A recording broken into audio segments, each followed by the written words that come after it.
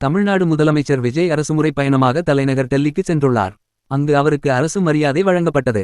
இந்த பயணத்தில் பிரதமர் மோடி மற்றும் நிதியமைச்சர் நிர்மலா சீதாராமன் உள்ளிட்ட இருவரை சந்தித்து தமிழ்நாட்டின் வளர்ச்சி திட்டங்கள் குறித்து மிக முக்கியமான 7 கோரிக்கைகளை முன்வைத்துள்ளார்.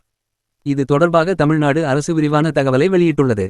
அதாவது, பிரதமரை சந்தித்து மாநில வாழ்த்துப்பாடலான தமிழ்த்தாய் வாழ்த்து தமிழ்நாட்டில் நடைபெறும் அனைத்து அரசு நிகழ்ச்சிகளின் தொடக்கத்திலேயே எப்போதும் பாடப்பட்டு வருகிறது என்றும், உள்துறை அமைச்சகத்தால் இவ்வாண்டு ஜனவரி மாதத்தில் வெளியிடப்பட்ட குறிப்பாணையை தொடர்ந்து சில குறிப்பிட்ட அரசு நிகழ்ச்சிகளில் தேசிய பாடல் முதலாவதாக பாடப்பட்டு வருகிறது என்றும், இந்நிலையில் அரசு நிகழ்ச்சிகளின் தொடக்கத்தில் மாநில வாழ்த்துப்பாடலை பாடுவதற்கு உள்துறை அமைச்சகத்தால் உரிய தெளிவுரையினை வழங்குமாறு மாண்புமிகு தமிழ்நாடு முதலமைச்சர் அவர்கள் கேட்டுக்கொண்டார். மேம்பட்ட நடுத்தர போர் விமான அம்காக் வடிவமைப்பு மற்றும் மேம்பாட்டு மையம் மற்றும் வான்வழி அமைப்பு மையம் காப்ஸ் ஆகியவற்றை தமிழ்நாட்டில் அமைப்பது குறித்து கடந்த சில ஆண்டுகளாக பாதுகாப்பு ஆராய்ச்சி மற்றும் மேம்பாட்டு நிறுவனத்துடன் டிஆர்டிஓ ஆலோசனைகள் நடத்தப்பட்டு வருகின்ற நிலையில் வான்வழி அமைப்பு மையத்தினை காப்ஸ் தமிழ்நாட்டில் அமைக்குமாறு மாண்புமிகு தமிழ்நாடு முதலமைச்சர் அவர்கள் கேட்டுக்கொண்டார். காவிரி ஆற்றின் குறுக்கே மேகதாது அணை திட்டத்திற்கான பூமி பூஜையை நடத்தவுள்ளதாக மாண்புமிகு கர்நாடக மாநில துணை முதலமைச்சர் அவர்கள் அறிவித்திருப்பது காவிரி நடுவர் மன்றத்தின் CWDT இறுதி தீர்ப்பிற்கும் மாண்பமை உச்சநீதிமன்றத்தின் தீர்ப்பிற்கும் முற்றிலும் முரணானது என்றும், இந்த அறிவிப்பு தமிழ்நாட்டு விவசாயிகளிடையே பெருங்கவலையை ஏற்படுத்தியுள்ளது என்றும், மாண்புமிகு இந்திய பிரதமர் அவர்கள் தமிழ்நாடு, கேரளா மற்றும் புதுச்சேரி ஆகிய இணை ஆற்றுப்படுகை மாநிலங்களின் ஒப்புதல் இல்லாமல் மேற்காணும் திட்டத்தினை அனுமதிக்க கூடாது என ஜல் சக்தி அமைச்சகத்திற்கும் மத்திய நீர்வள ஆணையத்திற்கும் அறிவுறுத்துமாறு மாண்புமிகு தமிழ்நாடு முதலமைச்சர் அவர்கள் கேட்டுக்கொண்டார்.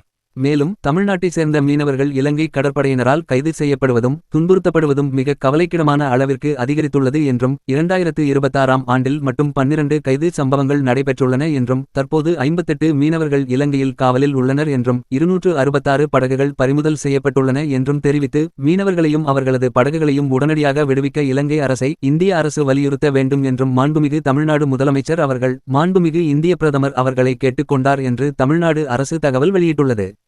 அதேபோல் மத்திய நிதியமைச்சர் நிர்மலா சீதாராமனை சந்தித்த தமிழ்நாடு முதலமைச்சர் விஜய் முன் வைத்த கோரிக்கைகள், விரைவான வளர்ச்சியை பெற்றுவரும் மாநிலமாக தமிழ்நாடு திகழ்ந்து வருகிறது என்றும், இத்தகைய வளர்ச்சியை மேலும் ஊக்குவிக்கும் வகையில் முக்கிய உட்கட்டமைப்பு திட்டங்களில் முதலீடு செய்வது இன்றியமையாதது என்பதால், தமிழ்நாட்டின் வளர்ச்சிக்கு தேவையான துறைமுகங்கள், நெடுஞ்சாலைகள், இரயில்வே திட்டங்கள், தொழில் வழித்தடங்கள் ஆகியவற்றிற்கு முன்னுரிமை அளித்து நிதி ஒதுக்கீடு செய்திட வேண்டுமென்று மாண்புமிகு தமிழ்நாடு முதலமைச்சர் அவர்கள் கேட்டுக்கொண்டார்.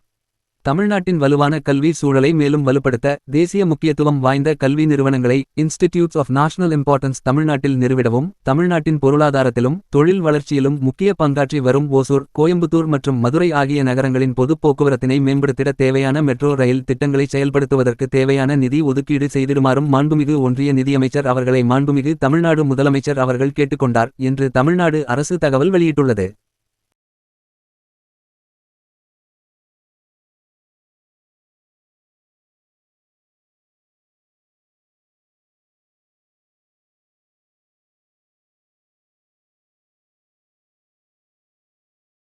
இந்த மாதிரி நிகழ்ச்சி இதுக்கு முன்னாடி நிறைய நடந்திருக்குது. ஆனால் இதுதான் ஃபர்ஸ்ட் டைம்.